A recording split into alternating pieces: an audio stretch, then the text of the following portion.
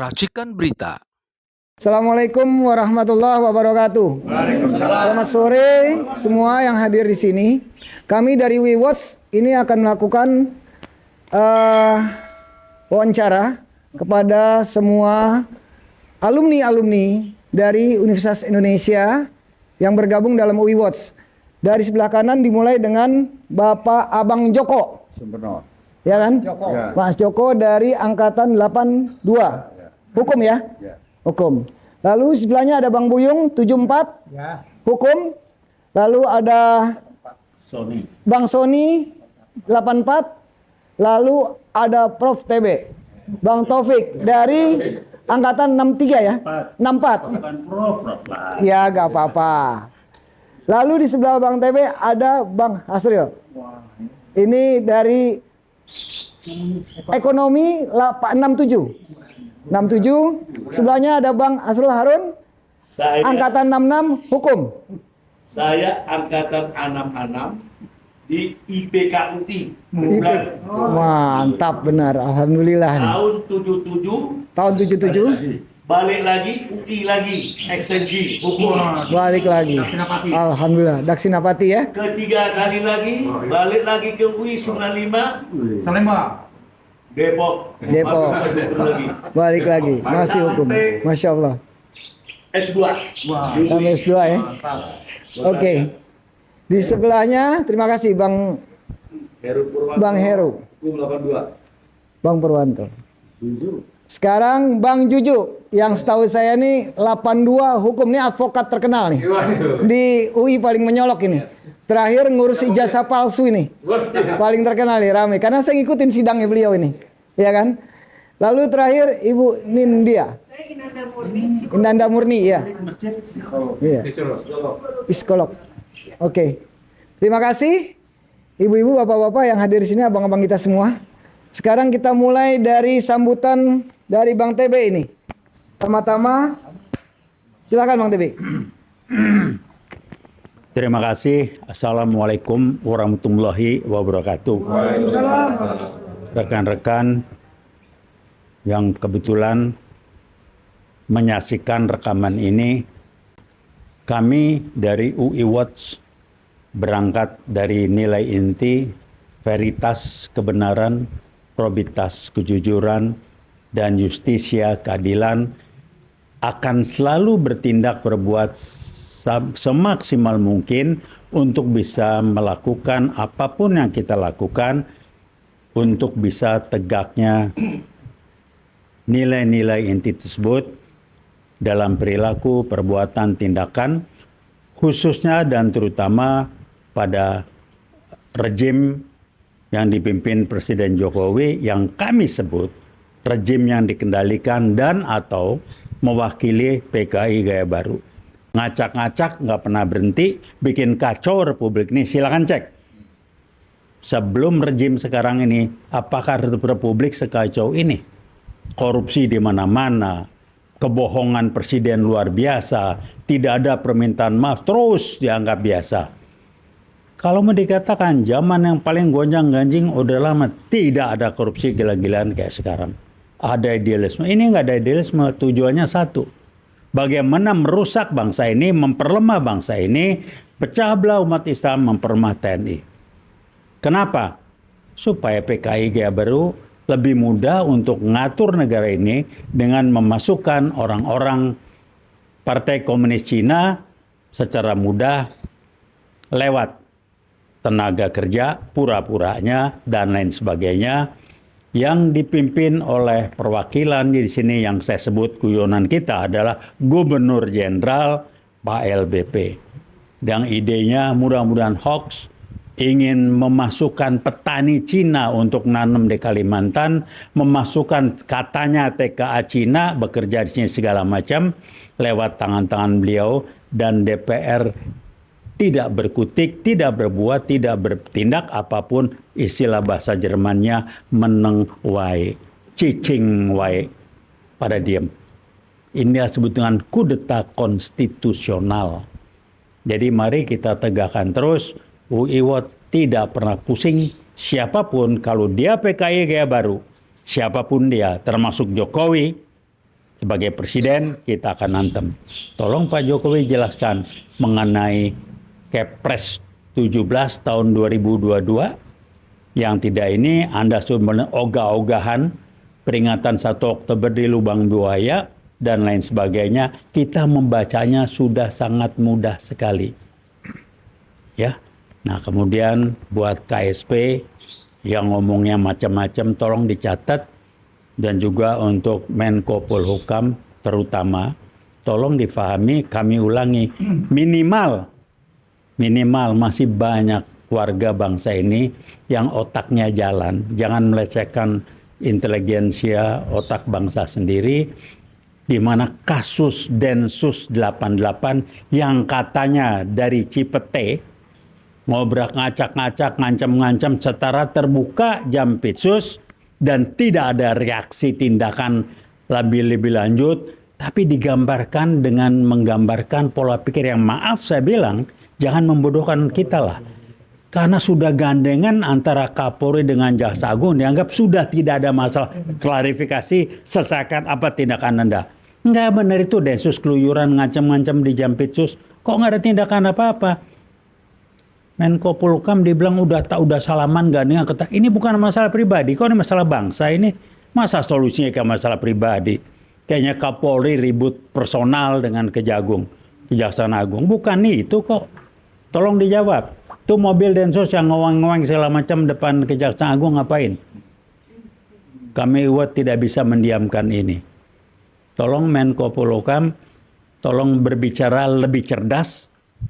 Kalau perlu kita ketemu. Dan untuk Jampitsus, kami dukung penuh, kami angkat topi. Anda nggak usah takut.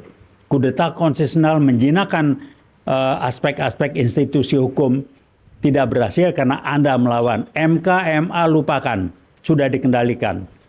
Polisi sudah diacak-acak. Mereka nunggu tinggal mengendalikan TNI untuk memperlemah negara dan bangsa ini. Itu yang kami sampaikan. Semangat UIOT seperti itu. Kami mengikuti, kami tidak pernah pusing. Terima kasih. Wassalamualaikum warahmatullahi wabarakatuh.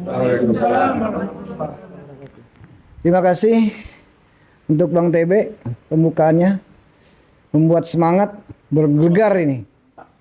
Oke, yang kedua kita langsung Pak Sony dulu ya, mungkin ya. Dari Bang Sony dulu nih. Apa nih? Dari TNI nih. Silakan Pak Jenderal.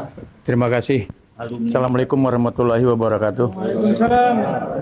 Bapak dan Ibu yang hadir pada hari ini, kita intinya hari ini adalah sharing. Oleh sebab itu apa yang disampaikan tadi sama senior kita sangat benar. Intinya adalah kalau yang Muslim itu Allahumma arinal haqqa haqqa warzuqna tiba'ah wa arinal batila batila warzuqna tinabah. Katakanlah yang benar itu benar dan salah itu salah. Oleh sebab itu, karena kita pernah belajar di kampus semua, ada dosen dulu menyampaikan termasuk Bang TB, kalau untuk mencari kebenaran adanya di kampus. Tapi bukan berarti di luar kampus itu tidak ada kebenaran. Ya, kebenaran itu ada di mana-mana. Bagi kita adalah insan-insan akademisi yang pernah belajar di kampus, begitu gigihnya dosen mengajarkan kita. Al-ilmu nurun, ilmu itu adalah cahaya. Oleh sebab itu kita cahayakan ilmu-ilmu yang ada pada kita ya. Kita sampaikan kepada anak cucu kita, generasi penerus bangsa ini. Makanya tadi kita dahulukan satu nusa, satu bangsa. Kita hadir di sini adalah untuk bangsa dan negara kita sebetulnya. Dan kita bicarakan itu. Bukan karena kita tidak sayang, kita sayang sama bangsa dan negara ini. Oleh sebab itu kita bahas satu persatu. Di sini ada ahli hukum, ada ahli ekonomi, ada ahli filsafat, ada teknik, ya semuanya lah, ya. Kita bahu-membahu untuk mempersatukan tentunya bangsa ini agar kuat, ya berdiri, karena bangsa kita ini bangsa yang kaya, negara kita negara yang luar biasa kayaknya. Ya, jangan sampai kita dengar nggak peka, korupsi 271 triliun, nanti hilang gitu. Pak Mahfud udah semangatnya, harus kita dukung karena beliau adalah orang akademis, ya paham tentang hukum. Ya, oleh sebab itu bicaralah. Dan begitu juga dengan penguasa, jangan ada orang berbicara kebenaran yang menyinggung perasaannya dianggap musuh. Tidak, kritik itu adalah teman kita berdiskusi. Oleh sebab itu Jangan tabu untuk dikritik. Saya pikir itu aja. Assalamualaikum warahmatullahi wabarakatuh. Terima kasih Bang Sony. Oke, kita lanjut permisa yang ada di sini semua. Kita lanjut dengan Bang Asrul ya. Oke. Pak Asril. Oh, Bang Asrul dulu. Pak Asril. Oh, Saya. Oke, Bang Asrul. Silakan. Senior dulu lah. Terima kasih kawan-kawan rekan-rekan di UI Awards. Assalamualaikum warahmatullahi wabarakatuh. Apa yang kita gali di ilmu, di fakultas, di kampus, yaitu kebenaran dan kejujuran yang diajarkan oleh dosen kita. Oleh karena itulah, karena sebelum lengkapnya mendapat ilmu tersebut, saya 3 kali memasuki perguruan tinggi Fakultas IPK tahun 1966 yang dulu gabung dengan Fakultas Hukum. Yang dekannya yaitu Pak Selo Sumarjan di Salemba. Yang kedua, saya masuk lagi tahun 1977 lagi di Rawamangun. Yang akhirnya saya hanya donatur, saya sibuk dengan mencari kehidupan, mencari kebenaran. Ketiga, 95 atas petunjuk almarhum ibu saya sebelum meninggal.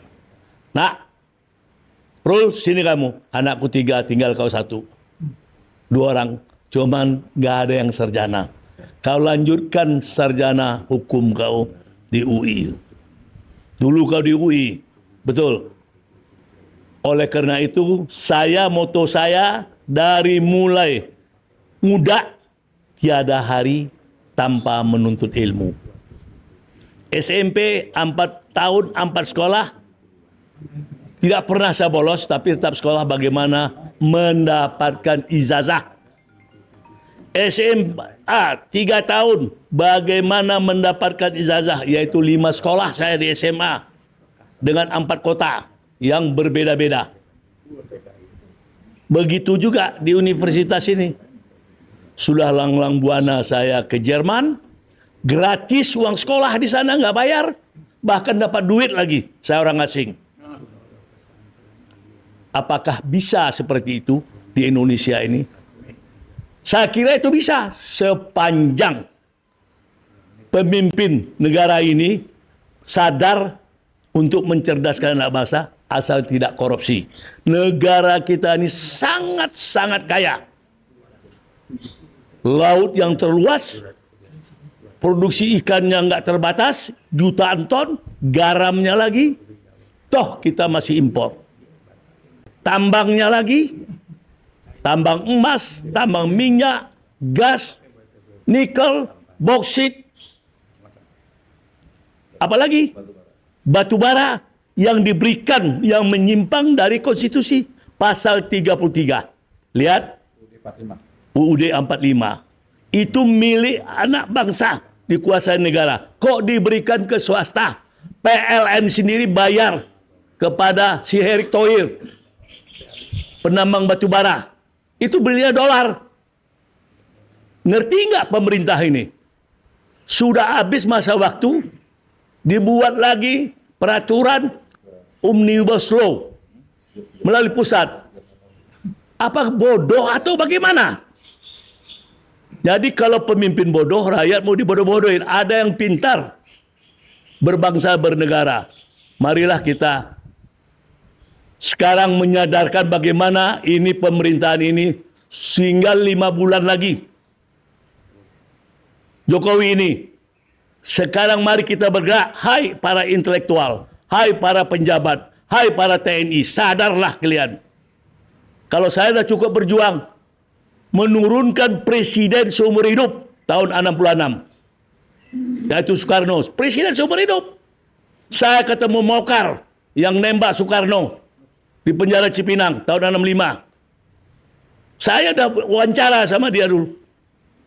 Siapa lagi? Perampok Bank Banteng, si Ponto yang bapaknya Edi Tansil, bandit yang menipu Soekarno. Saya ingat ketemu. Saya wawancarai juga dulu dia. Apa nggak ingat kalian sejarah? Oleh karena itu saya menghimbau, janganlah kalian menghilangkan sejarah. Sejarah kalian putar balikkan. Apa kata rekan saya, Pak Taufik Baudin? Kenapa? Itu kerjaan-kerjaan PKI yang menghilangkan itu. Betul. PKI itu menghalalkan segala cara. Demi maksud dan tujuannya. Jangankan orang, anak, keluarganya pun juga ditipu sama dia. Itu PKI. Saya korban PKI tahun 56. Saya sama nenek orang tua saya dimasukkan ke penjara. Ditipu duit saya oleh seorang tokoh Gerwani yang berasal dari Aceh dan Minang. Nah, bapaknya jadi menteri. Nggak bisa lupa. 56 umur saya 11 tahun. Nggak bisa lupa sama saya. Itulah kejahatan PKI. Ini mau dimulai lagi PKI. Hai, sadarlah saudara-saudaraku sebangsa setanah air. Itulah saya imbau, bangkitlah jiwamu. Ketiga ini, berikut yang saya hadapin sekarang ini, saya sedih. Sedih melihat kode etik tidak ada gunanya, profesionalnya. Apa? Yang berkeliaran di medsos, 3 menteri, Terawan, Menteri Kesehatan, Letnan Jenderal. Nila Muluk, Menteri Kesehatan. Sapari, Menteri Kesehatan. Jual obat, membuat orang jadi confused. Yang mana benarnya? Saya bertanya, menghimbau, di mana yayasan lembaga konsumen?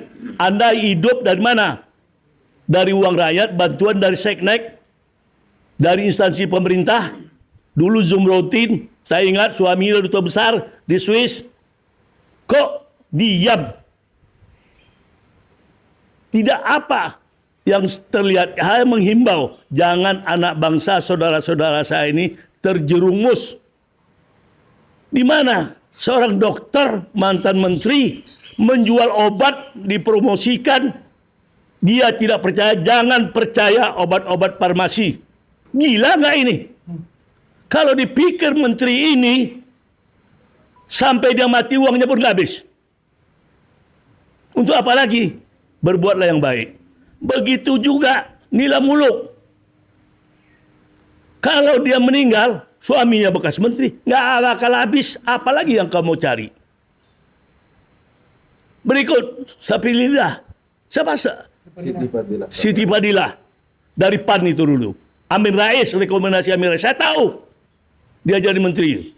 Dari jantung. Begitu juga. Dan banyak yang lain-lain lagi.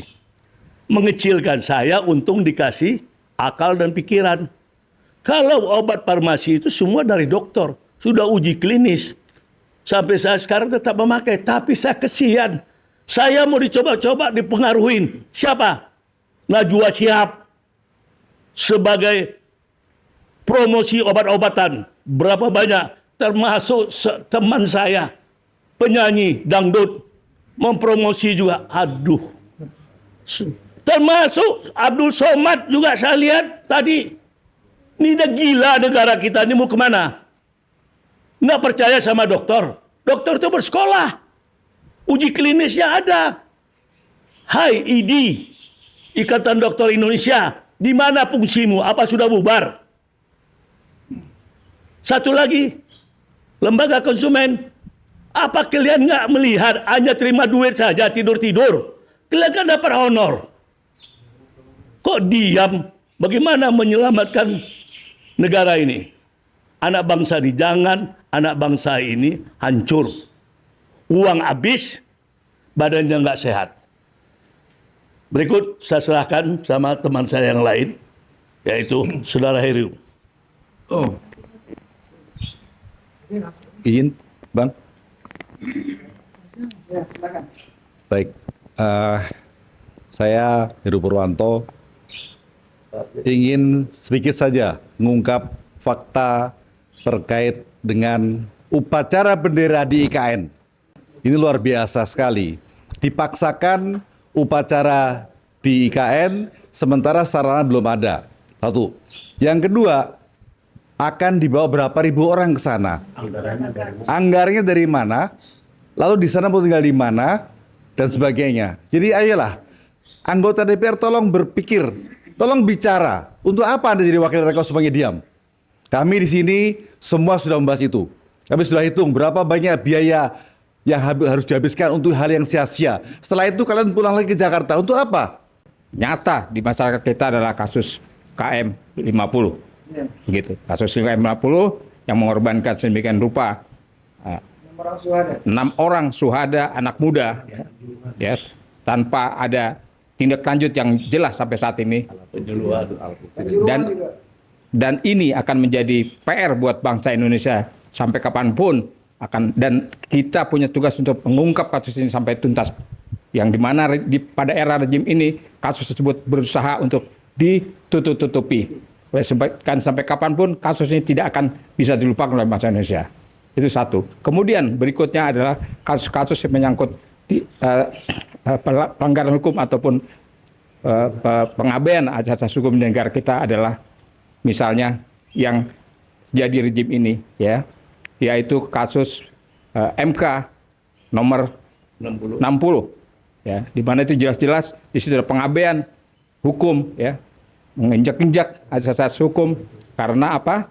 Karena seseorang yang jelas-jelas belum memenuhi syarat sebagai calon wakil presiden, tapi dipaksakan sedemikian rupa, akhirnya Mahkamah Konstitusi atau MK mengabulkan persyaratan itu. Berikutnya adalah yang baru saja ya kita dengar adalah keputusan Mahkamah Agung. Demikian pula karena ini adalah satu keluarga, satu dinasti dari kelompok Joko Widodo. Itu jelas-jelas dan belum pernah terjadi di rejim sebelumnya. Mahkamah Agung sedemikian tendensius memproses kasus ini 3 hari. 3 hari saja memproses untuk hanya meloloskan. Boleh kita bisa walaupun tidak disebutkan kepada seseorang, tapi ini sudah bisa dipastikan ini meloloskan kepada semua orang.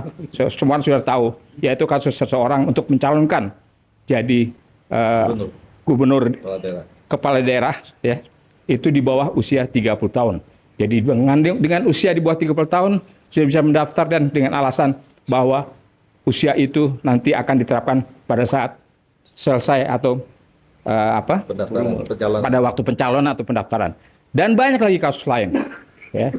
Belum lagi kasus pertambangan di mana di situ Presiden Joko Widodo dengan melalui PP peraturan pemerintahnya yang nomor 25 tahun 2024 sudah boleh atau mengizinkan ya, organisasi massa untuk bisa mengolah tambang.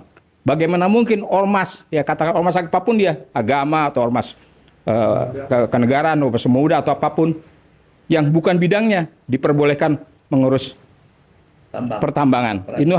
Ini hanya merupakan gula-gula saja, dan itu jelas-jelas melanggar undang-undang tentang perminyakan. Jadi banyak sekali ketentuan pemerintah, peraturan pemerintah dia di era rejim Jokowi ini demikian rupa diinjak-injak dan kita harus rakyat harus sadar ini untuk melawannya. Demikian kami himbau juga kepada kalangan generasi muda, kalangan mahasiswa terutama untuk melek ya, untuk aware, untuk sadar kondisi negara dan masanya. Belum lagi sampai saat ini kasus sanksi hukum ijazah palsu. Kami juga tetap akan menggugat kasus ijazah palsu ini yang terkait kepada Presiden Jokowi. Ya, ini belum selesai kasus ini dan kita akan terus gugat sampai kita buktikan di pengadilan bahwa kasus ini memang betul-betul bisa kami buktikan. Demikian yang bisa kami sampaikan. Terima kasih. Sampai hayat di kandung badan. Sampai. Ya. Terima kasih Bang Juju yang begitu tegas, semua kasus diungkap. Terima kasih. Dari mulai kasus kilometer 50 lalu sampai kasus pertambangan ya kan, sampai kasus PP ya, tentang PP peraturan pemerintah 25 nomor 2024 juga di kasus juga gitu kan. Oke, terima kasih. Sekarang kita lanjut kepada Bang Uyup, angkatan 74 waktu hukum.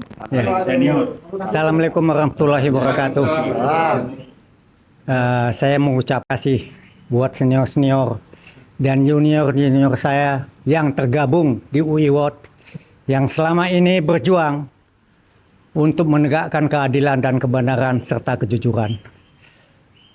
Mungkin kami tetap ada karena negara ini tidak dalam keadaan baik-baik saja, di mana pribumi di negara ini menjadi warga negara kelas 2. Nah, kami berjuang untuk menegakkan semua ini supaya kembali bahwa pribumi tidak hanya menjadi budak di negeri ini, terutama anak cucu kita. Saya hanya berharap buat adik-adik mahasiswa supaya melek hukum, supaya sadar bahwa nanti Anda yang akan memimpin negara ini. Dan kami akan tetap memonitoring adinda sekalian. Saya rasa demikian. Terima kasih. Terima kasih Bang Uyung dari Fakultas Hukum 74. Luar biasa. Ya kan, sambutan satu-satu. Sekarang kita season kedua adalah oh iya. Bang Joko belum. Ya Allah, satu lagi. Maaf, mohon maaf. Iya, Bang Joko nih. Terima kasih nih. Silakan, Bang. Assalamualaikum warahmatullahi wabarakatuh. Begitu banyak yang telah disampaikan oleh para senior kami dan itu menjadi sekaligus menjadi sinyal bagi kalian yang masih jauh lebih muda dan anak cucu kami. Saya tidak ingin menambah contoh-contoh kasus yang telah disampaikan tadi oleh teman-teman antar fakultas lintas universitas ini. Satu hal bahwa ketika kegilaan itu telah mencapai puncaknya, pernah Ronggo Warsito menasihati. Ketika zaman gila, siapa yang tidak gila tidak akan dapat, tidak kebahagiaan. Tetapi ingatlah bahwa insya Allah kalian yang tidak ikut gila itu masih ingat dan waspada. Dan itu yang paling baik untuk kalian. Tetapi kalau negeri ini tidak dihentikan dari kegilaan itu, saya harus menggunakan kata-kata ini. Karena memang dari semua sektor, dari semua regional kita telah masuk kawasan yang tidak jelas. Hukum tidak jelas, ekonomi nggak jelas, uang kita semakin tidak jelas artinya, nominal kita nggak ada. Kita sudah terhina, uang kita tidak ada artinya di mata internasional. Oleh karena itu, satu kata saja, ayo bergerak. Wassalamualaikum warahmatullahi wabarakatuh.